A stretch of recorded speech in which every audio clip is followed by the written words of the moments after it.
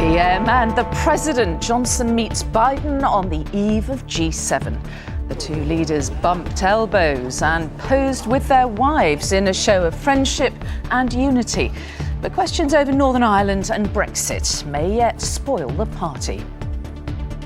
America, the United States, Washington, the UK, plus the European Union have one thing we absolutely all want to do, and that is to uphold the Belfast Good Friday Agreement. Also tonight, NHS waiting lists hit an all-time high. More than 5 million people waiting for treatment, some for more than 2 years. Hancock hits back. The Health Secretary answers the accusations against him by Dominic Cummings. And there were not many people who understood just how broad his interests were. remembering the Duke of Edinburgh on what would have been his 100th birthday.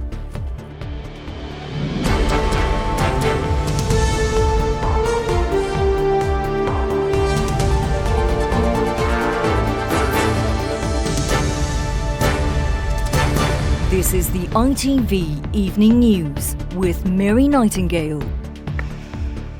Good evening. Already battle-weary from the long, hard campaign against COVID, the NHS set an unwelcome new record today. The hospital waiting list in England for routine treatments topped 5 million for the first time.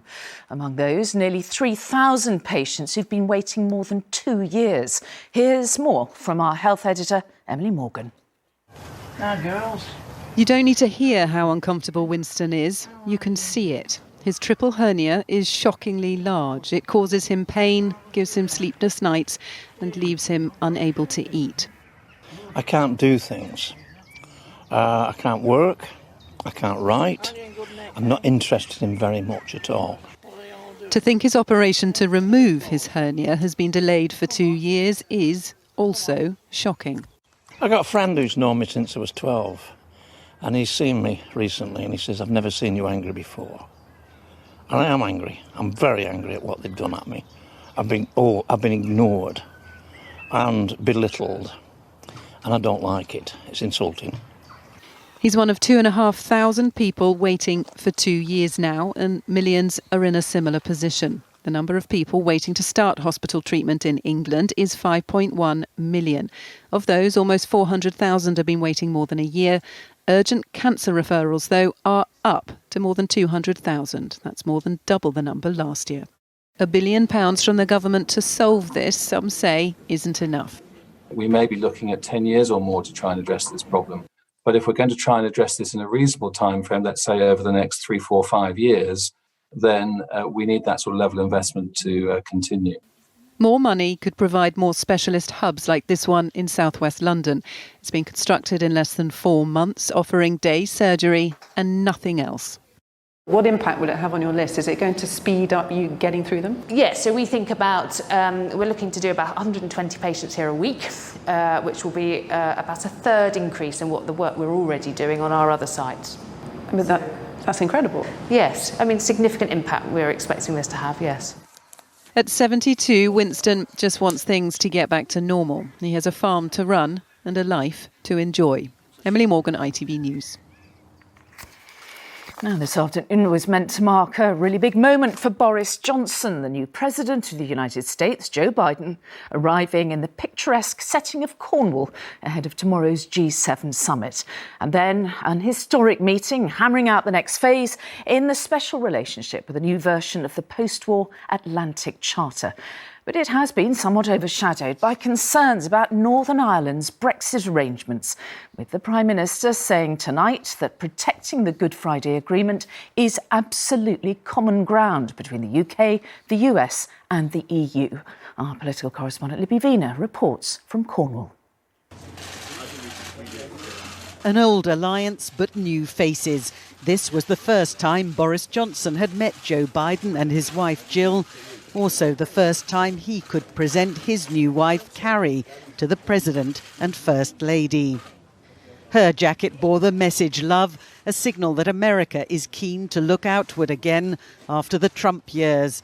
But the two men's focus ahead of their talks was on the purely personal. I told the Prime Minister we have something in common. We're both married way above our station. I'm not going to dissent from that one, but I'm not going to disagree with the President there, or indeed on anything else. Earlier, a look at the archives of the Atlantic Charter, agreed by their wartime predecessors, Roosevelt and Churchill, including the bell from the ship on which the Allies met. That's the original bell. That's the original bell? That's the original bell. Yeah.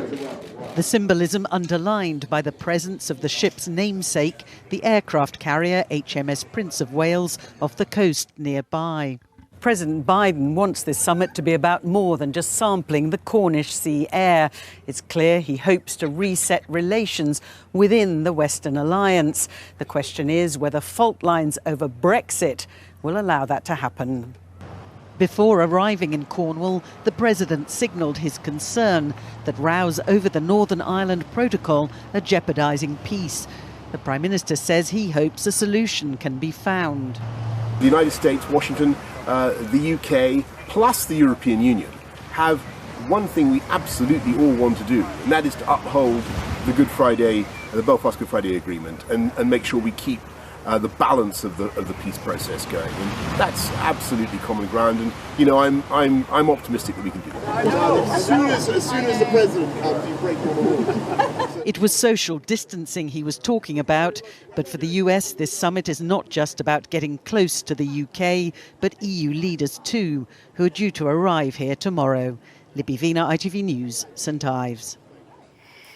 And our political editor, Robert Peston, joins me now from Cornwall. So, Robert, there is a lot, isn't there, on the agenda? So presumably not ideal, to say the least, for the Prime Minister to have a Brexit row rumbling on. So, look, the Prime Minister wanted the big headline from this summit to be a donation by the 7 richest democracies in the world of 1 billion doses of vaccine to the poorest countries as a down payment to vaccinate the entire world by the end of next year. And I do expect that announcement to come in the next few hours.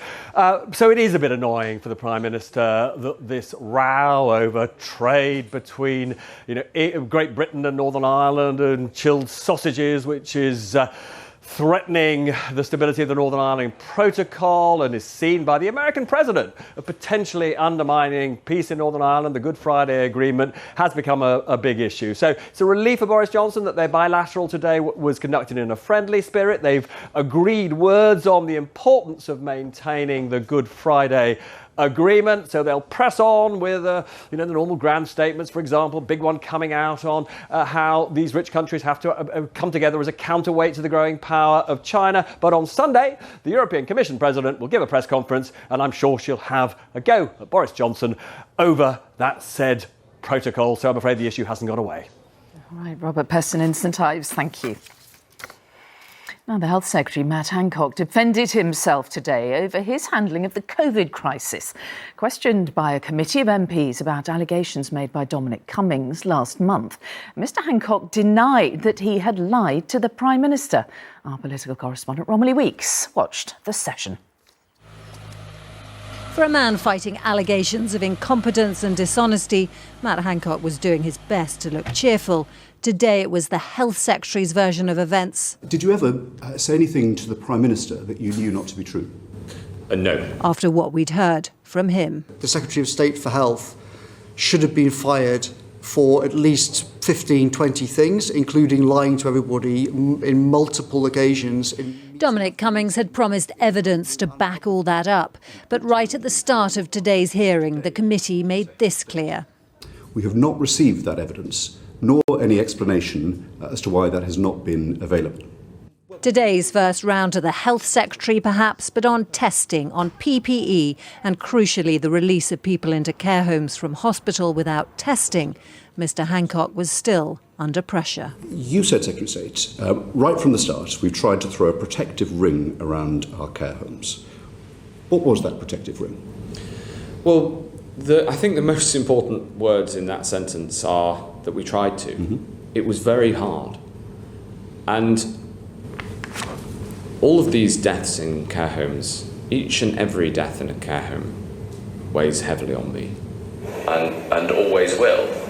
Listening to those words, Nicola Richards, who lost 27 residents of her care homes to COVID.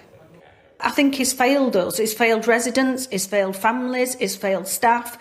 It's just, I watch that and I get so angry. I also get really upset thinking what we've all been through. The Health Secretary's nemesis wasn't watching the case for the defence. I'm dealing with TV repair van. I'm straight. Perhaps he'd been throwing things at the television. For his part, Matt Hancock was quite restrained, but he did add this. The best thing to say is that government has operated better over the past 6 months. 6 months ago was when Dominic Cummings left government. Romilly Weeks, ITV News. The jury at the inquest into the death of the London Bridge terrorist Usman Khan has found that he was lawfully killed. The inquest heard police officers fired 20 times at Khan in the belief that he was trying to detonate a suicide vest, which turned out later to be fake. Prison rehabilitation workers Jack Merritt and Saskia Jones were stabbed to death during the attack. A jury at the Old Bailey was today shown video of two sisters smiling and dancing just hours before they were stabbed to death in a park. It is alleged that Bieber Henry and Nicole Smallman were murdered by a man who'd made a pact with a demon so that he could win the lottery. Daniel Hussein denies the charges against him. Sejal Karia reports. These are some of the last images of sisters Bieber Henry and Nicole Smallman hours before they were killed. CCTV shown to a jury showing them carrying bags full of picnic items heading to the park to celebrate Bieber's birthday with friends. Earlier, they'd been shopping for the party at a nearby co-op, appearing in high spirits as Nicole chatted to the cashier before they left. Later, they took selfies of themselves and their friends at the party in the park. By the early hours of the morning, only the sisters were left celebrating, dancing to fairy lights. Their mother in court at the time looked away as these photos were shown to the jury. While Bieber Henry, Nicole Smallman and their friends gathered here at the park for the party, it's alleged Daniel Hussein was preparing for his attack and that he'd arrived 45 minutes after the sisters, using an entrance from where he could easily see the celebrations. Where he went and what he did for the next 4 hours isn't known, according to the prosecution, but they believe that he spent that time looking for potential victims. This, the prosecution say, is Daniel Hussein heading to the park that night, wearing blue latex gloves. But he wasn't caught leaving on CCTV until 4 o'clock in the morning, returning home, the prosecution say, after the alleged murder, holding his arm, nursing an injury and wearing no trousers and with a coat wrapped around his waist. Daniel Hussein denies he's in any of the CCTV footage and he denies murdering the sisters. Sejal Karia, ITV News. Still to come on the ITV Evening News, after 2 decades away, Scotland return to football's top table. We preview their Euro chances. Plus, did you see the eclipse, the best of the solar spectacle? That and more after the break. Join me then.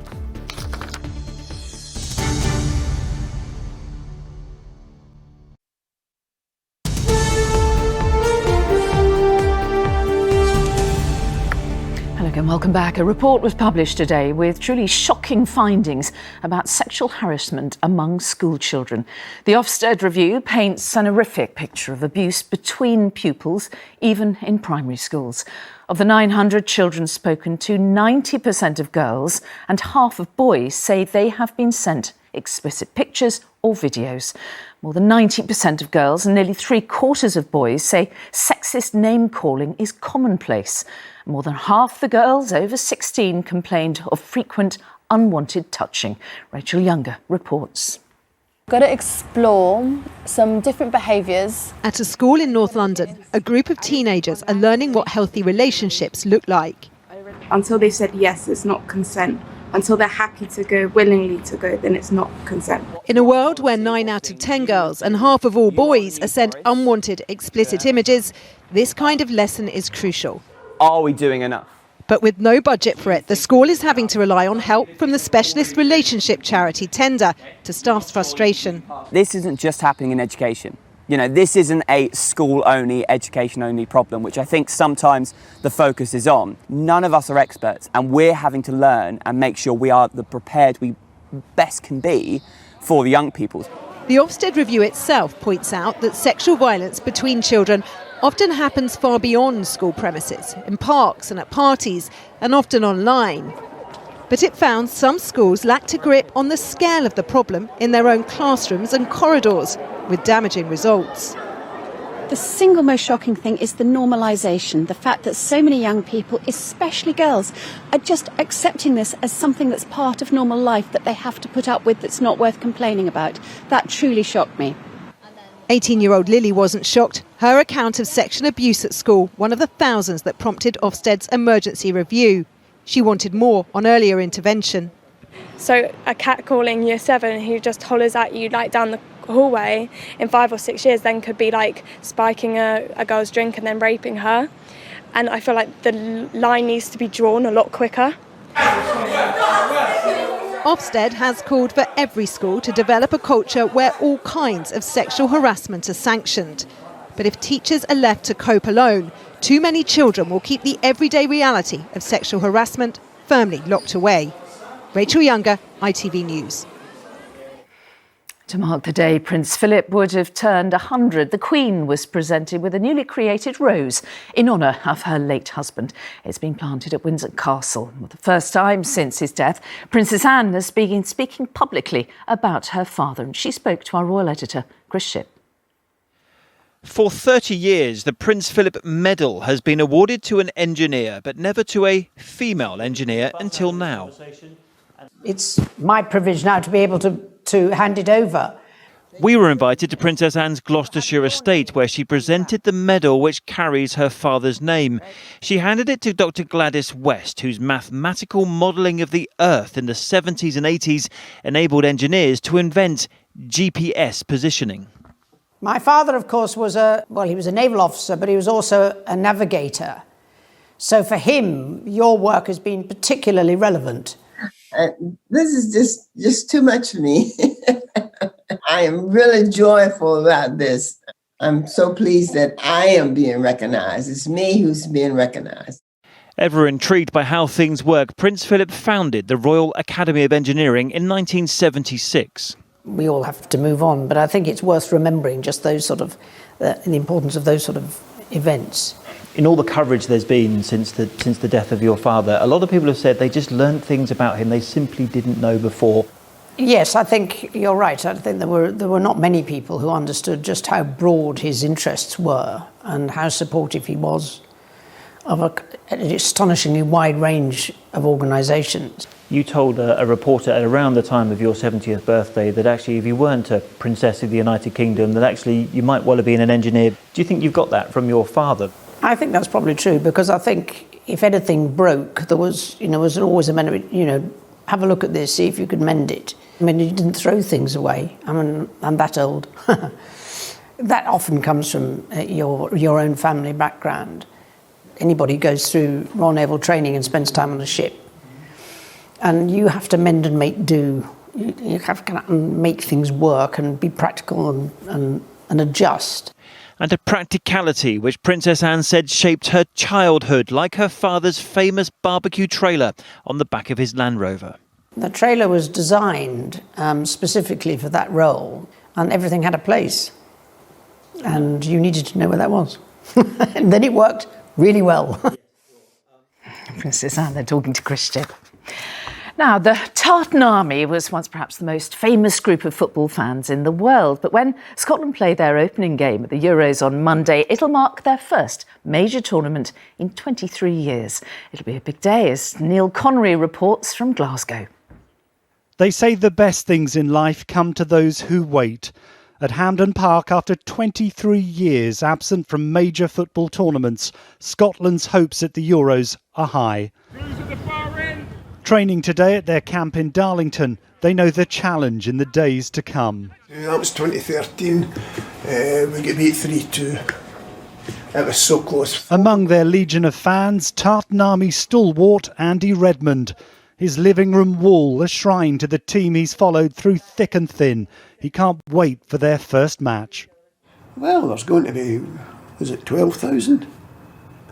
Can make a lot of noise, even if it's just echo. I'm really looking forward to it. Really, I can't express how much I'm looking forward to it. So welcome to Wembley. But in their campaign ahead, England await. In Euro 96, the oldest rivalry in international football left the old enemy breaking Scottish hearts. David Seaman denying Gary McAllister's penalty. A brilliant save! And Gazza's genius proving too much. A super goal for England, and it's 2-0. This group of players have a right to be there, they've earned it, and I think they'll put a good show. I think they'll be underestimated by a lot of people, maybe even themselves, and I think we'll surprise a few people. Scotland have a tough run ahead, facing the Czech Republic on Monday, before heading to Wembley next Friday for their England match. The following Tuesday, it's back to Hampden Park for Croatia. The Tartan Army hope that Scotland will get off to a strong start here on Monday. Some bookies have them at 250-1 to win the Euros. But this is a team determined to show it means business. At Glasgow's fan zone, they're gearing up for the end of their long wait, as Scotland expects. Neil Connery, ITV News, Glasgow.